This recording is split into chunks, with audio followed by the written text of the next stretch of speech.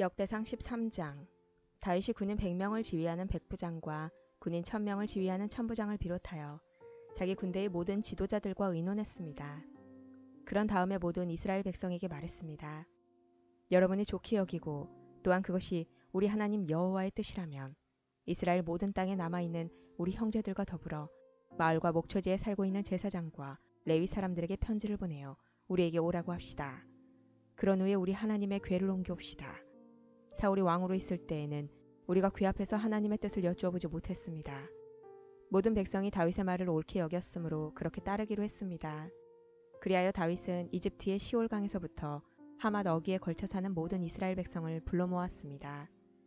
그들은 기럇 여아림에서 하나님의 궤를 옮겨와야 했습니다.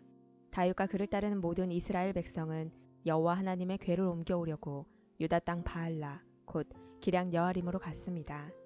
하나님의 궤는 두 그룹 사이에 모셔져 있었습니다. 백성이 아비나답의 집에서 하나님의 궤를 옮겼습니다. 그들이 새 수레의 궤를 싣자 우사와 아이오가 수레를 몰았습니다. 다윗과 모든 이스라엘 백성은 하나님 앞에서 온 힘을 다하여 기뻐했습니다. 그들은 노래하며 수금과 비파를 타고 소고와 재금과 나팔을 불었습니다. 그러나 그들이 기돈의 타작마당에 이르렀을 때 수레를 끌던 소들이 갑자기 뛰었습니다.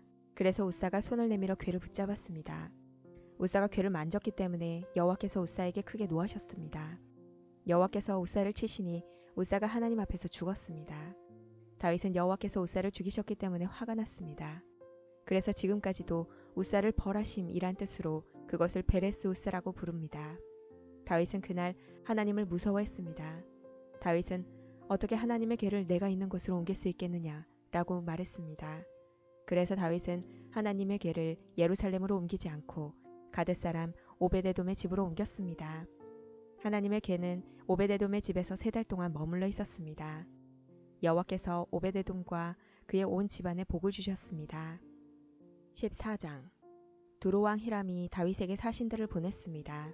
히람은 백향목을 보내고 목수와 석수들도 보내어 다윗의 왕궁을 짓게 했습니다. 그때 다윗은 여호와께서 자기를 이스라엘 왕으로 세우셨다는 것과 자기 나라를 매우 강한 나라로 만드셨다는 것을 깨달았습니다. 그것은 여호와께서 자기 백성 이스라엘을 사랑하셨기 때문이었습니다. 다윗은 예루살렘에서 아내를 더 많이 맞아들여 아들과 딸을 많이 낳았습니다. 다윗이 예루살렘에서 낳은 아들들은 삼무아와 소밥과 나단과 솔로몬과 이팔과 엘리수아와 엘벨렛과 노가와 네벡과 야비아와 엘리사마와 브엘랴다와 엘리벨렉입니다. 다윗이 기름 부음을 받아 이스라엘의 왕이 되었다는 이야기를 블레셋 사람들이 듣고 그를 잡으러 왔습니다. 다윗은 그 소식을 듣고 그들과 맞서 싸우러 나갔습니다. 블레셋 사람들은 르바임 골짜기를 생각지 않았던 때에 갑자기 공격했습니다. 다윗이 하나님께 여쭈어 보았습니다. 가서 블레셋 사람들을 공격할까요? 제가 그들을 물리칠 수 있게 해주시겠습니까? 여호와께서 대답하셨습니다. 가거라. 그들을 물리치도록 해주겠다. 그래서 다윗은 바알브라심으로 올라가 그곳에서 블레셋 사람들을 물리쳤습니다. 다윗이 말했습니다. 하나님께서는 마치 홍수처럼 나의 원수들을 덮치셨다.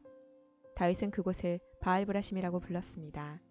블레셋 사람들은 바알브라심에 자기들의 우상을 버리고 도망갔습니다. 다윗은 그 우상들을 태워버리라고 명령했습니다. 또다시 블레셋 사람들이 와서 골짜기에 있는 백성들을 공격했습니다. 다윗이 하나님께 다시 기도드리자 하나님께서 말씀하셨습니다. 블레셋 사람들을 앞쪽에서 공격하지 마라.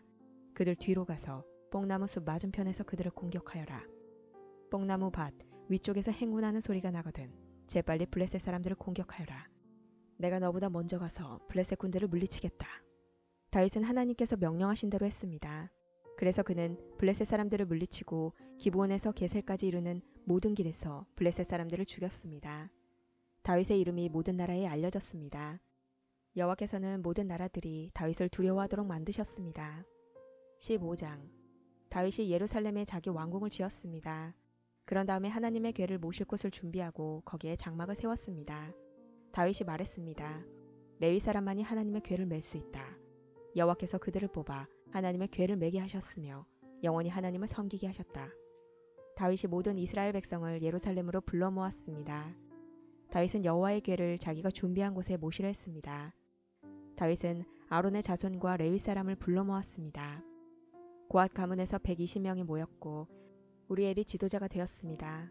무라리 가문에서는 220명이 모였고 아사야가 지도자가 되었습니다. 게르손 가문에서는 130명이 모였고 요엘이 지도자가 되었습니다.